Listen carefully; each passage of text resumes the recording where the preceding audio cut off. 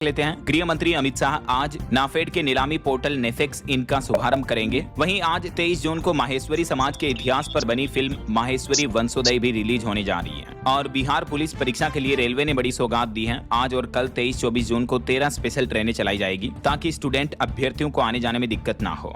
वहीं केंद्रीय खेल मंत्री मनसुख मांडविया आज 23 जून को केरल राज्य के दौरे पर आएंगे। यहाँ साइकिलिंग बाय द सी अभियान में भी भाग लेंगे। और खबर है आज 23 जून से आपको इस टोल प्लाजा पर रुकना नहीं पड़ेगा, क्योंकि यहाँ पर MLFF सिस्टम एक्टिव होने जा रहा है, जिसके तहत बैरियर फ्री टोल सुविधा शुरू होगी राष्ट्रीय राजमार्ग 44 पर। और आज हॉकी में भारत पाकिस्तान के बीच मैच होने जा रहा। FIH प्रो लीग में मुकाबला होगा लंदन में। ये आज शाम को 7 बजे मैच शुरू होगा भारत पाकिस्तान के बीच। और निवेशकों के लिए खबर है आज 23 जून को खुलेगा 585 करोड़ का वाटरवेज ले श्योर का IPO। वहीं बिहार में आज 23 जून से कृषि महाअभियान की शुरुआत होने जा रही है। 60 लाख किसानों के लिए अच्छी खबर है। सरकार ने लगभग 1.25 लाख करोड़ रुपए का कृषि ऋण वितरित करने का लक्ष्य तय किया है। किसान भाई लोगों को किसान क्रेडिट कार्ड योजना के तहत ये लोन बांटा जाएगा। और उत्तर प्रदेश के मुख्यमंत्री योगी आदित्यनाथ आज हाथरस में जनसभा भी आयोजित करेंगे। वहीं खेल से लेकर कला जगत तक 65 दिग्गजों का आज सम्मान होगा। राष्ट्रपति द्रौपदी मुर्मू देंगी पद्म अलंकरण सम्मान। मुख्य रूप से 3 श्रेणियों में ये अवार्ड दिए जाएंगे। आज पद्म विभूषण, पद्म भूषण और पद्मश्री अवार्ड मिलेंगे। अलग अलग क्षेत्रों में अपनी प्रतिभा से भारत का नाम रोशन करने वाली 65 प्रतिष्ठित व्यक्तियों को ये राष्ट्रपति मुर्मू के द्वारा पद्म पुरस्कार वितरित किए जाएंगे। और मौसम विभाग ने चेतावनी दी है, अगले 9 घंटों के अंदर देश के 15 राज्यों में भारी बारिश, आंधी तूफान का अलर्ट रहेगा। 80 किलोमीटर की रफ्तार से तेज हवाएं भी चलेगी, क्योंकि अब आज 23 जून से मानसून तेलंगाना राज्य से आगे बढ़ेगा। तो मध्य प्रदेश, छत्तीसगढ़, राजस्थान समेत कई राज्यों में बारिश का अलर्ट है। आगे मैं आपको बताऊंगा और भी पूरे मौसम समाचार विस्तार से। फिलहाल खबरों में आगे बढ़े दोस्तों, इससे पहले एक श्रद्धांजलि। आपको बताऊंगा बीते दिन उत्तर प्रदेश की राजधानी लखनऊ में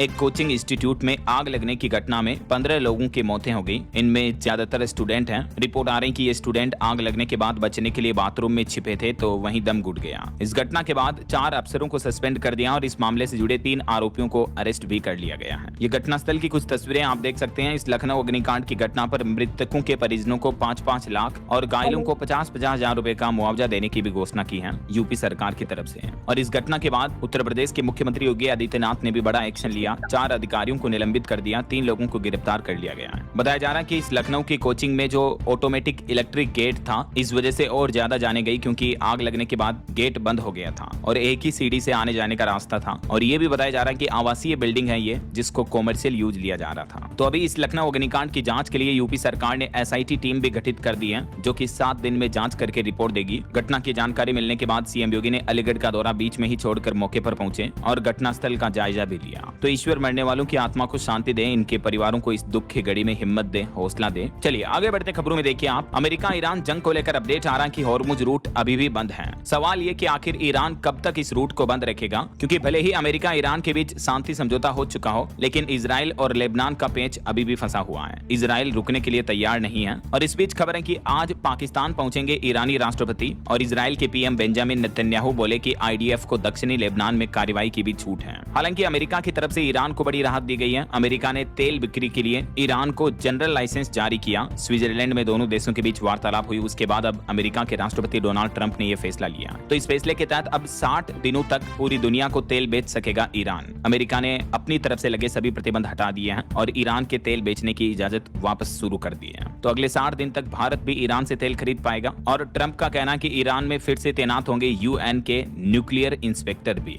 इन जंगी हालातों पर इजराइल के PM नेतन्याहू बोले कि ट्रंप के इशारों पर मैं काम नहीं करता। लेबनान में इजरायली सेना हटाने से इनकार कर दिया। हालांकि अमेरिका और ईरान के बीच एक बार फिर से बातचीत शुरू हुई। स्विट्जरलैंड में तकरीबन 80 मिनट तक दोनों देशों के बीच ये बैठक चली, जिसमें सहमति बनी कि आंतरिक परामर्श विचार विमर्श के बाद दोनों देश आगे की बातचीत तय करेंगे। वहीं खबर है ईरान की जब्त संपत्तियों पर भी अमेरिका की नजर है। अमेरिका के उपराष्ट्रपति JD वेंस बोले कि ट्रंप प्रशासन इन संपत्तियों को वापस लौटाने पर भी विचार कर रहा है। और इस बीच रिपोर्ट आ रही कि तकनीकी वार्तालाप से पहले ईरान की शर्तें पूरी हुई। चीन बोला कि उम्मीद है दोनों देश बातचीत जारी रखेंगे। इधर भारत और अमेरिका के बीच भी एक बड़ी सहमति बनी। अमेरिका ने 48 करोड़ डॉलर के नए रक्षा सौदे को मंजूरी दे दी है, जिससे भारत की सैन्य क्षमता, डिफेंस पावर में इजाफा होगा। और भारत के डिफेंस एक्सपोर्ट पर भी अच्छी खबर आ रही कि UAE भी भारत से ब्रह्मोस मिसाइल खरीद सकता है। एयर डिफेंस सिस्टम आकाश तीर पर भी बातचीत जारी है। मिडिल ईस्ट तनाव के बीच भारत का रक्षा सहयोग भी बढ़ रहा है। अभी भारत और UAE के बीच ये नई बातचीत शुरू हुई है। चलिए दोस्तों आगे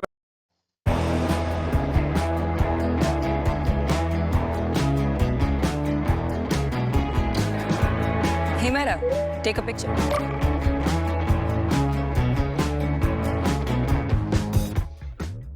भी रही, सवाल उठे तो जवाब नहीं मिले। लेकिन जब अब भारत ने अवैध प्रवासियों की पहचान और कार्रवाई का अभियान तेज किया है, तो बॉर्डर पर ऐसा मंजर देखने को मिल रहा है जिसने ढाका की धड़कनें बढ़ा दी।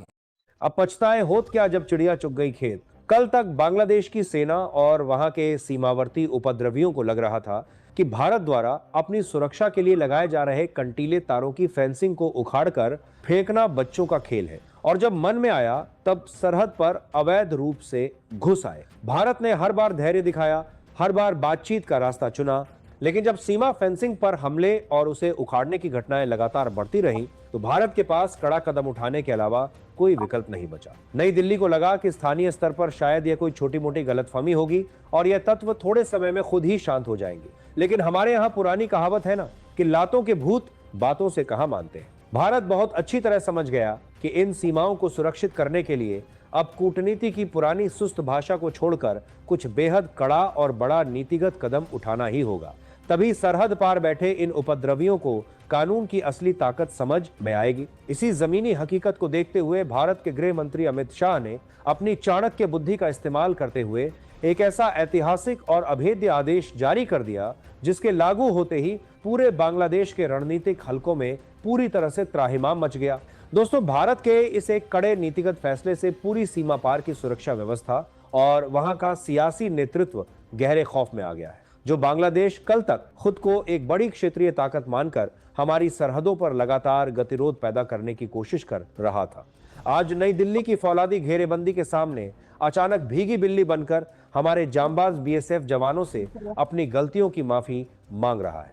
वे गिड़गिड़ा रहे हैं, मिन्नतें कर रहे हैं और कूटनीतिक मंचों पर फिर से पुरानी दोस्ती की दुहाई दे रहे हैं ताकि भारत का यह नया रक्षा चक्रव्यूह उन्हें आर्थिक और रणनीतिक मोर्चे पर पूरी तरह तबाह होने से बचा ले। भारत का यह फैसला राजनीतिक और आर्थिक रूप से इतना बड़ा और दूरगामी था कि इसके प्रभाव से बचने के लिए बांग्लादेश के भीतर एक आपातकालीन संसद सत्र तक बुलाना पड़ गया। स्थिति इतनी गंभीर हो चुकी थी कि वहां के विदेश मंत्री को बाकायदा संसद के पटल पर खड़े होकर देश के सामने यह आधिकारिक बयान देना पड़ा कि इतनी बड़ी सजा मत दो भारत, अब हम सीमा पर लगे कंटीले तारों को कभी नहीं छुएंगे, अब हमसे यह ऐतिहासिक भूल दोबारा नहीं होगी।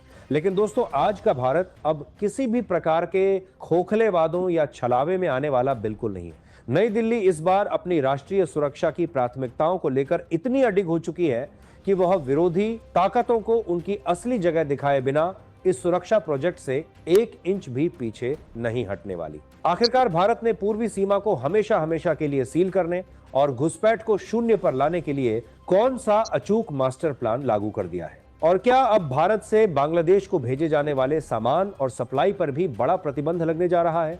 जानेंगे सब कुछ आज के इस बेहद प्रामाणिक और विस्तृत रणनीतिक विश्लेषण में। सुरक्षा जानकारों और खुफिया सूत्रों से जो बेहद संवेदनशील जानकारियां छनकर बाहर आ रही हैं, उनके मुताबिक गृह मंत्री अमित शाह ने एक ऐसा अभूतपूर्व आदेश जारी किया जिसकी कल्पना सीमा पार के रणनीतिकारों ने अपने बड़े से बड़े युद्ध अभ्यास में भी नहीं की थी। उन्होंने सीधे शब्दों में निर्देश दिया कि अब सरहद पर केवल बाढ़ नहीं लगाई जाएगी, बल्कि उस बाढ़ के पीछे भारत की संप्रभु शक्ति का वह अदृश्य चक्रव्यूह एक्टिवेट किया जाएगा जो विरोधी अर्थव्यवस्था और उनके पूरे सुरक्षा ढांचे की रीढ़ की हड्डी को तोड़ कर रख देगा।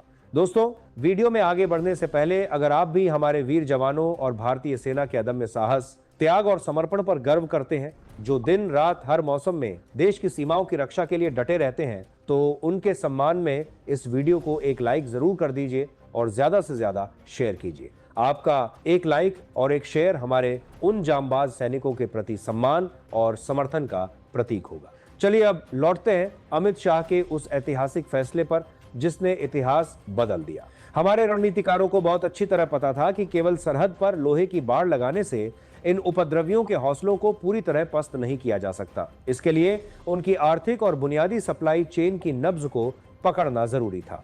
दोस्तों, आपको यह जानकर हैरानी होगी कि बांग्लादेश की अर्थव्यवस्था की कई महत्वपूर्ण नसें कहीं न कहीं भारत से जुड़ी हुई हैं। ऊर्जा सहयोग से लेकर व्यापारिक सप्लाई चेन तक भारत की भूमिका वहां बेहद महत्वपूर्ण मानी जाती है। सीमा पार मौजूद अनेक उद्योग, मैन्युफैक्चरिंग यूनिट्स और उत्पादन केंद्रों को चलाने के लिए आवश्यक कच्चा माल मशीनरी, पेट्रोलियम उत्पाद, कपास और अन्य औद्योगिक संसाधनों का बड़ा हिस्सा भारत से पहुंचता है। इतना ही नहीं, बांग्लादेश अपनी बिजली जरूरतों का भी एक महत्वपूर्ण हिस्सा भारत से आयात करता है। भारत के गृह मंत्री अमित शाह ने चाणक्य नीति के तहत इसी बुनियादी हकीकत को अपनी सबसे बड़ी कूटनीतिक ताकत मानते हुए निर्देश दिया है कि बांग्लादेश को भारत से जाने वाली तमाम जरूरी सप्लाईज और बिजली पर 50% एक्स्ट्रा टैक्स तुरंत प्रभाव से बढ़ा दिया गया है। जैसे ही दिल्ली से अमित शाह के इस फैसले की खबर बांग्लादेश पहुंची, वहां की अर्थव्यवस्था ताश के पत्तों की तरह ढहने लगी। 50% एक्स्ट्रा टैक्स लगने की वजह से कंपनियों के लिए कच्चा माल खरीदना अब औकात से बाहर हो गया है और कपड़ा मिलें पूरी तरह बंद होने की कगार पर आ गई है। भारत के गृह मंत्री अमित शाह का रुख इस बार बिल्कुल स्पष्ट और कड़ा है। उन्होंने साफ संदेश दे दिया है कि भारत की राष्ट्रीय सुरक्षा और सीमाओं के साथ कोई समझौता नहीं होगा जब तक भारत बांग्लादेश सीमा पर कंटीले तारों की बाढ़ का काम पूरा नहीं हो जाता और सीमा पर घुसपैठ बिल्कुल बंद नहीं हो जाती। तब तक बांग्लादेश को भारत से मिलने वाली हर चीज के लिए 2 से 3 गुना ज्यादा कीमत चुकानी होगी। बांग्लादेश के योजनाकार अब पूरी तरह लाचार नजर आ रहे हैं क्योंकि उनके पास भारत की इस आर्थिक घेराबंदी की कोई काट नहीं है। वे समझ चुके हैं कि अगर भारत ने यह टैक्स वापस नहीं लिया तो देश पूरी तरह दिवालिया हो जाएगा। अमित शाह के इस कूटनीतिक प्रहार ने विरोधियों की पूरी बिसात को जमीनी और कूटनीतिक दोनों स्तरों पर पूरी तरह पंगु बनाकर रख दिया है। दुश्मन अब ना निगल पा रहा है और ना ही उगल पा रहा है। दोस्तों, दिल्ली के नॉर्थ ब्लॉक में चली इस हाई वोल्टेज कूटनीतिक बैठक और चाणक्य नीति के इस अभूतपूर्व प्रदर्शन ने आज पूरी दुनिया को एक बेहद स्पष्ट और दो टूक संदेश दे दिया है।